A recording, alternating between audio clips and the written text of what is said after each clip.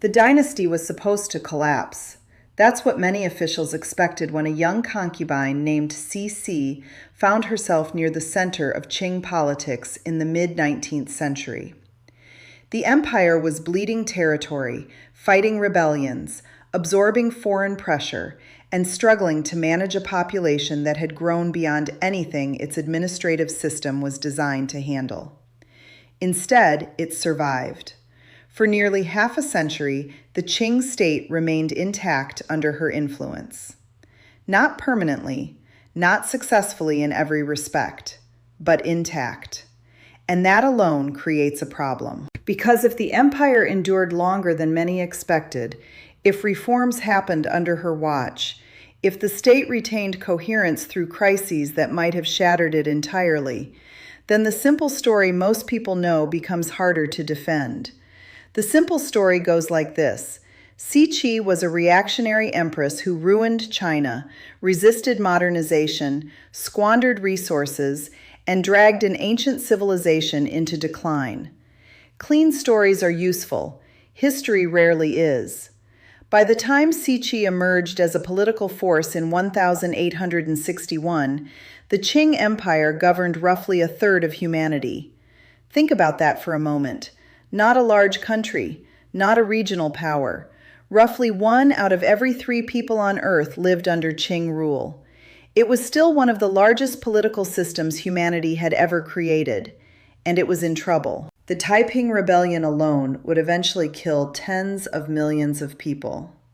Depending on the estimate, it ranks among the deadliest conflicts in human history.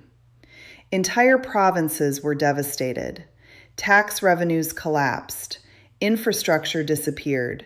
Administrative control broke apart across huge regions. This wasn't a government dealing with a temporary downturn. This was a government trying to determine whether it would continue to exist. At the center of that crisis stood an imperial court that officially wasn't supposed to be led by a woman. Which brings us to an uncomfortable question. If Cixi was truly as incompetent as later accounts often suggest, how exactly did she outmaneuver rival factions, survive repeated political crises, maintain influence across multiple reigns, and remain the dominant figure in Beijing for nearly 5 decades? In politics, luck exists. 5 decades is not luck. Notice something else. The people who wrote many of the earliest influential accounts about Cixi had incentives that weren't always aligned with accuracy. Some Western observers wanted an explanation for China's weakness that could fit comfortably into familiar assumptions about Eastern despotism. Some reformers needed a convenient villain after the dynasty's failures became undeniable. Revolutionary movements benefited from presenting the old regime as hopelessly corrupt. Different groups. Remarkably similar conclusion. That should make any serious historian cautious. Not because Cixi was secretly a hero, she wasn't. But when everybody arrives at the same answer for different political reasons, it's worth checking the math. Consider a detail that rarely appears in simplified versions of the story. During the 1,860 seconds and 1,870 seconds, the Qing government sponsored what became known as the Self-Strengthening Movement. Officials such as Zhang Guofan, Li Hongzhang, and Zhuo Zongtang pushed programs involving arsenals, shipyards, modern military training, industrial facilities, and foreign technical expertise. Were these reforms sufficient? Clearly not. Did they happen? Absolutely. And they happened under a political system in which Cixi held extraordinary influence. This doesn't automatically make her a modernizer. It does create a complication. The image of an absolute opponent of reform begins to crack once actual events are placed on the timeline. There's another detail we'll need later. Remember the number, 47 years. Not because that was her reign in the formal sense, because that was roughly the period during which no major political decision in Qing China could entirely ignore her position. 47 years. We'll come back to it, because the real puzzle isn't how Cixi gained power. Palace politics produces ambitious figures in every civilization. The puzzle is why, after influencing the government of the most populous empire on earth for nearly half a century, her historical reputation became so uniquely toxic. Many rulers lost wars. Many rulers resisted reforms. Many rulers governed declining states. Very few became symbols of decline itself. That distinction matters, because once we separate what Cixi actually did from what later generations needed her to represent, a different story starts to emerge. The coup lasted a matter of days. Its consequences lasted half a century. In August 1861, the Xianfeng Emperor died at the Imperial retreat in Ruihe, north of Beijing. He left behind a 5-year-old son who would become the Tongzhi Emperor. That created a familiar problem in monarchies. A child on the throne means somebody else governs in practice. The dying emperor believed he had solved this. He appointed a group of 8 senior regents to manage affairs until the boy came of age. On paper, it looked stable. Experienced officials, clear authority, defined succession. The arrangement barely survived the funeral procession. At the center of the coming confrontation stood 2 imperial widows. One was Empress Qian. The other was Consort Yi, the mother of the young emperor. History remembers her as Cixi. What happened next tells us something important about how she actually operated. Popular portrayals often present Cixi as an impulsive autocrat driven by personal ambition.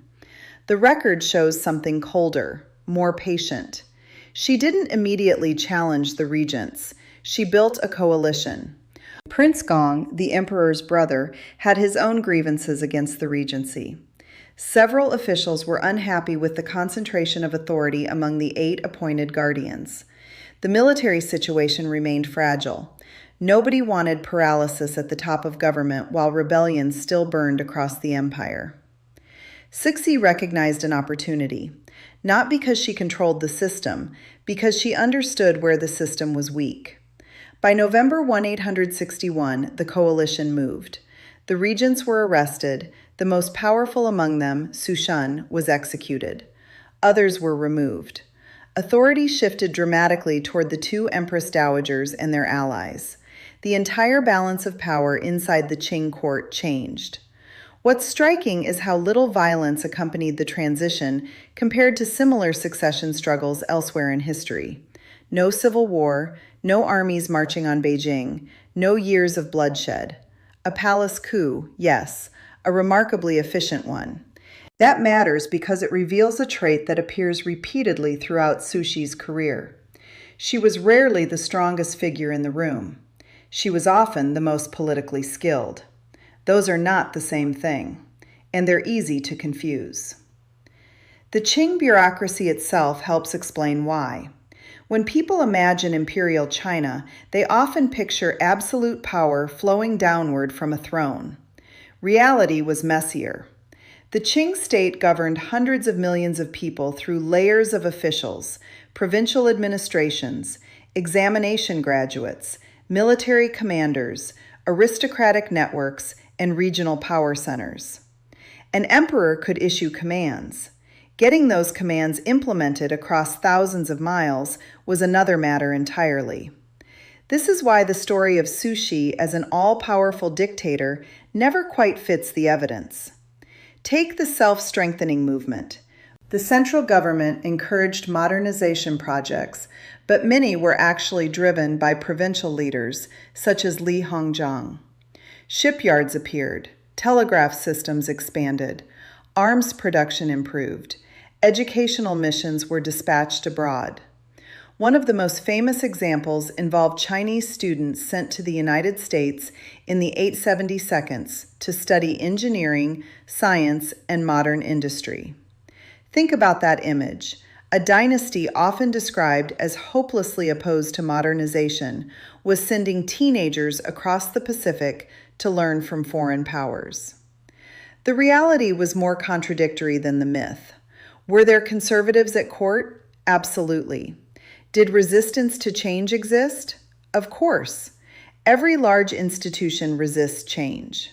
The question is whether Cixi was the primary obstacle, or whether she was trying to manage competing factions while preserving political stability.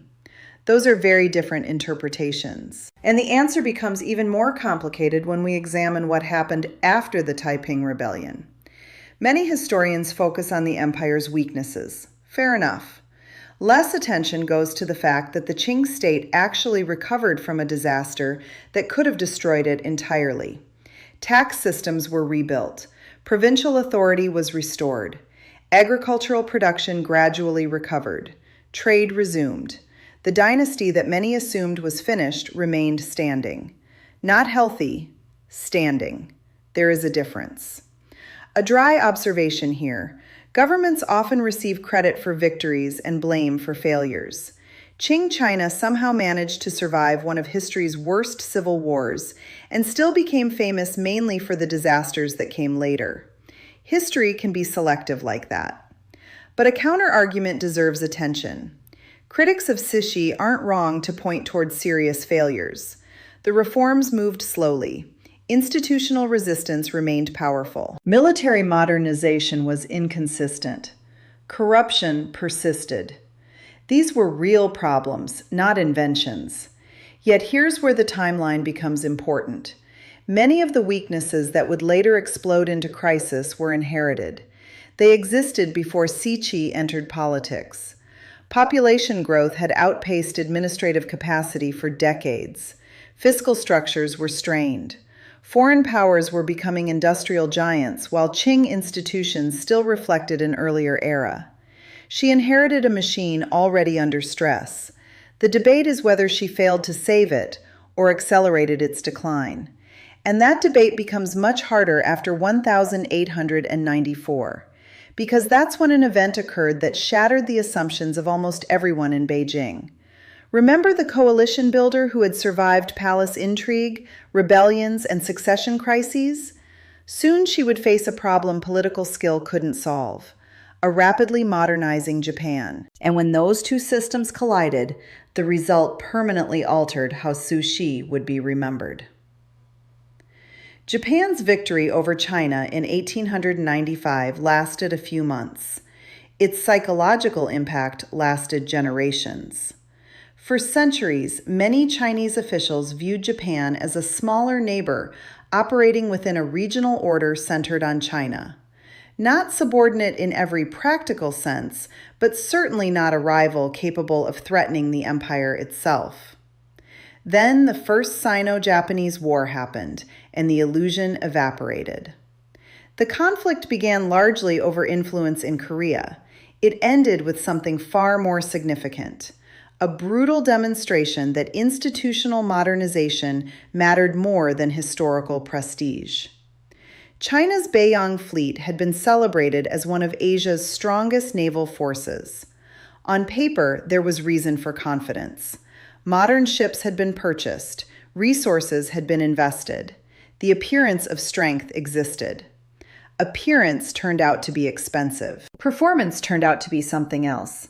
Japanese forces consistently outmaneuvered their Qing counterparts. Command structures functioned better. Training standards were higher. Logistics were more coherent. Industrial reforms undertaken during the Meiji era were translating into military effectiveness. This is where the conventional story usually arrives. Cixi, we're told, sabotaged modernization. Cixi diverted naval funds. Cixi weakened the empire. Therefore, Japan won. Case closed. Except history rarely cooperates with clean prosecutions. The famous claim that naval modernization money was redirected to build the Summer Palace has been repeated for more than a century.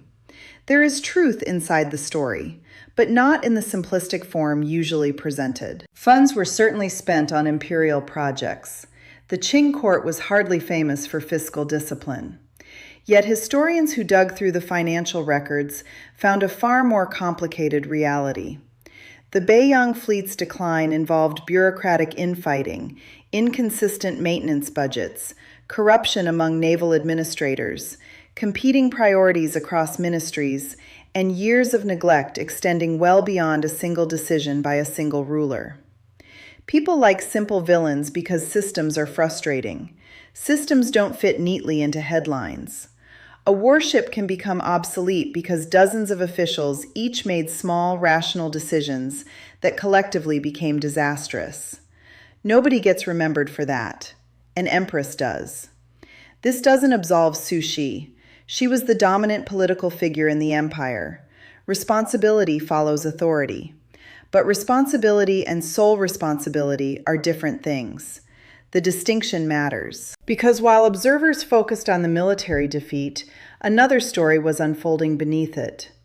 The Qing leadership suddenly faced evidence that the old model could not continue indefinitely. Not because Western powers said so, because an Asian neighbor had proved it. Japan had selectively imported foreign institutions, technology, military practices, industrial methods, and educational reforms, while preserving its own political identity. The result was sitting in black and white on the battlefield. That realization hit Beijing like a hammer, and for a brief moment, reform accelerated. The key figure here was the Guangxu Emperor. Officially, he ruled the empire. Unofficially, the relationship was more complicated. By the late 1892s, Guangxu became increasingly attracted to sweeping reforms. Influenced by thinkers such as Kang Youwei and Liang Qichao, he envisioned dramatic changes to administration, education, military organization, and governance. Some proposals were sensible, some were ambitious, a few bordered on fantasy. The pace mattered as much as the content. Imagine trying to redesign the operating system of a state governing hundreds of millions of people, while conservative elites, military leaders, provincial authorities, and court factions all watch nervously from the sidelines. The reformers wanted speed. Cixi wanted control. Collision became inevitable. In 1898, the emperor launched what became known as the 100 Days Reform. And then it ended, abruptly. Cixi intervened. Reform leaders were arrested or executed. The emperor effectively lost political independence. Conservative forces regained influence. For many historians, this is the decisive piece of evidence against her. The prosecution rests here. She had a chance to modernize China and stopped it. It's a powerful argument. It might even be partially correct. But here's the reversal that complicates the entire case. If Cixi was fundamentally opposed to reform itself, why would she later support many of the same reforms after 1901? That's the question that keeps disrupting the neat version of events. After the catastrophe of the Boxer Rebellion and the foreign intervention that followed, the Qing government initiated what became known as the New Policies reforms. Educational systems changed, military structures were reorganized, administrative reforms expanded, plans for constitutional government emerged. The Imperial examination system, one of the oldest pillars of Chinese governance, was eventually abolished. Not all at once, not perfectly, but they happened, under Cixi. The same ruler, often portrayed as incapable of adaptation, was approving changes that would have seemed radical a decade earlier, which suggests the conflict in 1898 may not have been reform versus anti-reform. It may have been a struggle over who controlled reform and how quickly it would proceed. That doesn't necessarily make her right. It does make the story harder. And this is where we need to return to the question from the beginning. Because by the early 20th century, the Qing Empire was facing pressures no palace maneuver could solve. Foreign powers demanded concessions. Internal unrest continued growing. Nationalism was spreading. Revolutionary movements were organizing. The machine was still running, but parts were shaking loose. When people look back at the dynasty's collapse in 1911, they often assume they are witnessing the consequences of Cixi's decisions. Some of them, certainly. Yet the more I study this period, the more I wonder whether we're asking the wrong question. Maybe the issue isn't whether she caused the fall. Maybe the issue is whether anyone could have prevented it by that stage. Because when we reach the final years of her life, something strange happens. The woman blamed for destroying the Qing Empire starts looking less like the architect of its collapse and more like the last administrator trying to hold together a structure already cracking from every direction at once. Remember that number from earlier? 47 years, roughly half a century during which no major political decision inside the Qing Empire could completely bypass Cixi. Most rulers don't survive that long politically. Many don't survive 10, and that's what makes her legacy so difficult to classify. When Cixi died in November 1908, the Qing Empire was still standing. Barely, but standing. 3 years later, it was gone. That timing matters, not because it proves she was successful. The empire clearly faced profound structural problems. But it does raise a question historians still argue about. Was Cixi the force preventing collapse, or the force delaying necessary change until collapse became unavoidable? I don't think either answer is fully satisfying. The evidence points somewhere less dramatic. The Qing state inherited by Cixi was already confronting pressures that had destroyed other empires throughout history. Population expansion had strained governance. Industrial powers possessed economic and military capabilities Qing institutions struggled to match. Internal rebellions had weakened confidence in the system. Foreign powers increasingly dictated terms. Those trends did not begin with her. They also did not end with her. What she inherited was not a healthy empire heading toward success. It was a giant political structure entering an era for which it had not been designed. That's a different problem entirely, and it helps explain why so many evaluations of Cixi swing between extremes.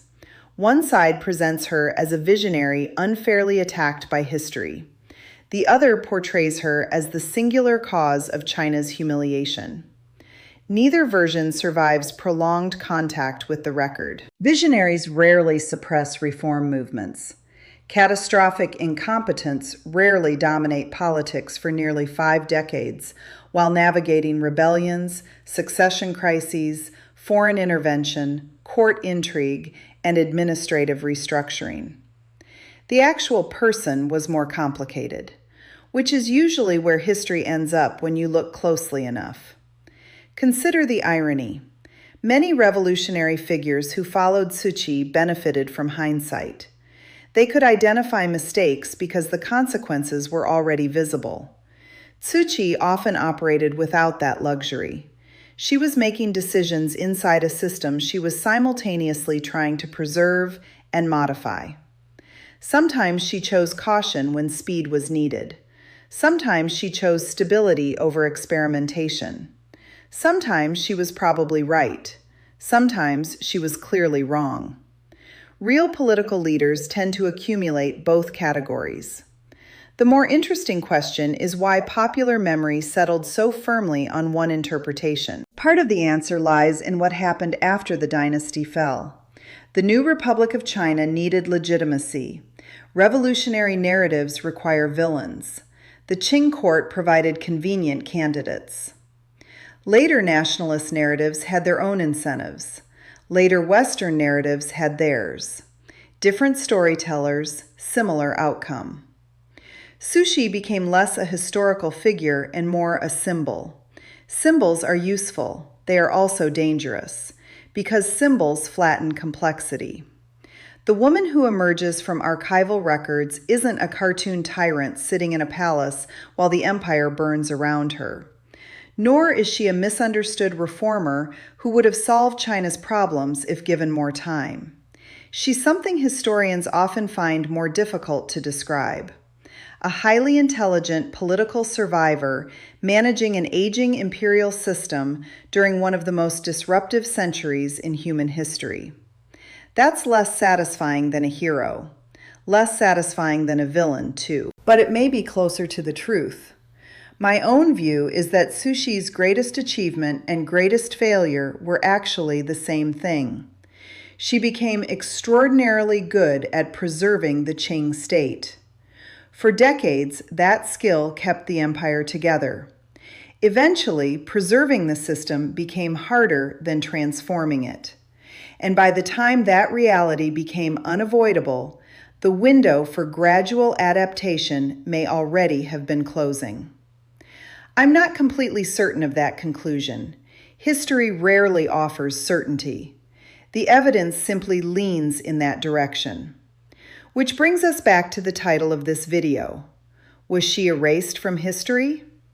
Not literally. Her name survives. Her image survives. Entire libraries have been written about her. Something else was erased: nuance. The possibility that one of the most powerful women in human history was neither monster nor savior. The possibility that governing the largest empire on earth during an age of industrial upheaval was harder than later generations wanted to admit. The possibility that history sometimes prefers a convenient culprit to a complicated explanation. And here's my prediction. Over the next 20 years, as more archival work emerges and older assumptions continue to be challenged, Cixi's reputation will keep moving, not toward admiration, but toward complexity. The villain will shrink, the politician will emerge. And that may be the most surprising outcome of all. If you enjoyed this deep dive into the people who shaped history far more than their reputations suggest, subscribe and join me for the next one. Because sometimes the most revealing thing about the past isn't what happened, it's who gets blamed for it afterward.